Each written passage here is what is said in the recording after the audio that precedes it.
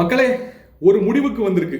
FJ Aathirai பிரச்சனை ஒரு முடிவுக்கு வந்திருக்கு. யார் பெர்ஸ்பெக்டிவ்ல, அவங்க பெர்ஸ்பெக்டிவ்ல, நம்ம பெர்ஸ்பெக்டிவ்ல எஃப்ஜே என்ன கண்டிஷன்ல இருக்கான், என்ன மாதிரி ஒரு ஒரு கான்செப்ட்ல இருக்கான், ஆதிரை என்ன கான்செப்ட்ல இருக்காங்க அப்படின்றது ரொம்ப தெளிவாக தெரிஞ்சிருக்கு. ஆதிரைக்கு வந்து இப்போ எஃப்ஜே வாரம் எப்படி இருந்தானோ வெளியே நாரிக்கிட்டு இருந்துச்சுல, கட்டி பிடிக்கிறது, அணைச்சிக்கிறது, அந்த மாதிரி ஆதிரைக்கு இப்போ திருப்பி இருக்கணும்.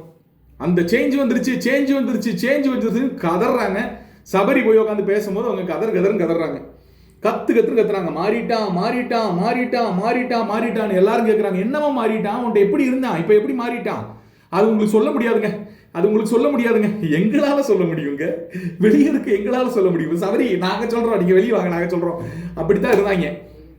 போக போக போக போக போக வந்து எஃப்ஜேக்கு வந்து ஒரு பயம் வந்துருச்சான்றது தெரியல. எஃப்ஜே தெளிவா வந்து கனிகிட்ட வெளியே உட்காந்து சொல்றாங்க. ஒரு ஸ்டேஜ்ல உள்ளேயும் சொல்றாரு, அதை ஒரு ஸ்டேஜ்ல என்னுடைய வீக்னஸும் நீ தான், என்னுடைய பாசிட்டிவ் நீ தான், அப்படி ஏதோ ஒரு விஷயம், என்னுடைய ஸ்ட்ரென்த்தும் நீ தான், என்னுடைய வீக்னஸ் நீ தான் அப்படின்ற ஒரு வார்த்தையை வந்து இவங்க பயன்படுத்தியிருப்பாங்க. அது எப்படின்னா, எனக்கு அது தோணுது, ஒரு இடத்துல வந்து அந்த டைனிங் ஏரியாவில் உட்காந்து வந்து அதை பண்ணுவாங்க. அதுக்கப்புறம் இருந்து இவர் வந்து டிஸ்டன்ஸ் மெயின்டைன் பண்ண ஆரம்பிச்சாரு. ஏன்னா இன்னொரு ஆளோட வீக்னஸாக மாறுறது எனக்கு பிடிக்கல. அதுக்கு நாங்கள் வரல, இங்கே நான் எனக்காக விளையாட வந்திருக்கேன், அவங்க அவங்களுக்காக விளையாட வந்திருக்காங்க. எஃப்ஜே தெளிவாக யோசிக்கிறது என்ன யோசிக்கிறான்னா, இவன் நாளைக்கு வெளியே போனா அப்படின்னா இவன் வெளியேறது காரணம் நான் தான் அப்படின்னு 100% சொல்லுவா. அப்படி போய் இவங்க 2 பேரும் கேம் ஆடி இவங்க வெளியே வந்துட்டாங்கன்னு சொல்லுவா அப்படின்றதுல எஃப்ஜே ரொம்ப தெளிவா இருக்காரு.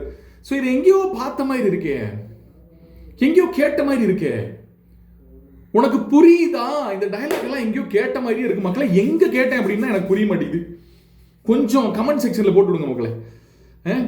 அப்படி ஒரு காதல் கதை தேவையா என்ன, அப்படி ஒரு கண்டென்ட் தேவையா என்ன? சரி, காதல்லாம் சொல்லக்கூடாது, தப்பு தப்பு தப்பு தப்பு.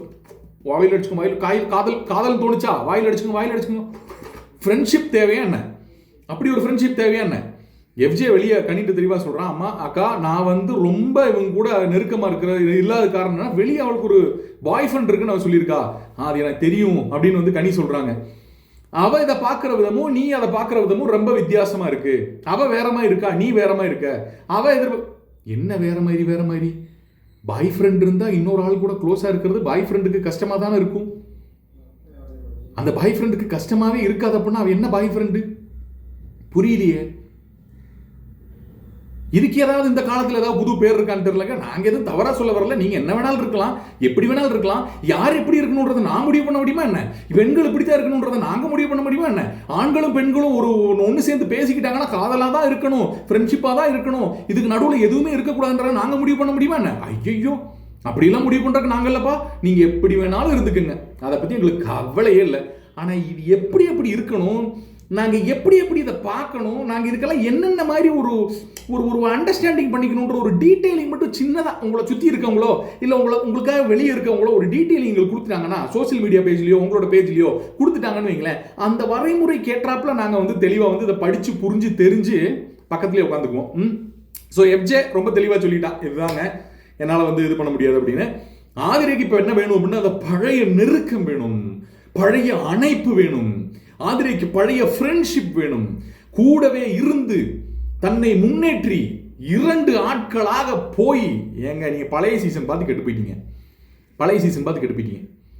அதுதான் ட்ரை பண்றீங்க.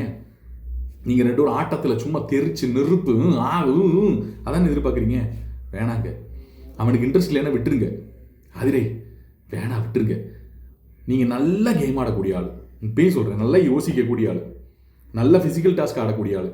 கேவலமான இந்த கண்டென்ட்டை பிடிச்சிக்கிட்டு வேணாம், இந்த வாரம் உங்களை வெளியே தூக்குனாலும் தூக்கிடுவாங்க. உங்களுக்கு கடைசி சான்ஸ். 2 பேர் வேண்டான்னு முடிவெடுத்துருங்க. உங்களை வச்சுக்கிட்டு அரோராவை தூக்குனாலும் தூக்கிடுவாங்க, இல்லை கலையை தூக்குனாலும் தூக்கிடுவாங்க. இப்போ முடிவெடுங்க.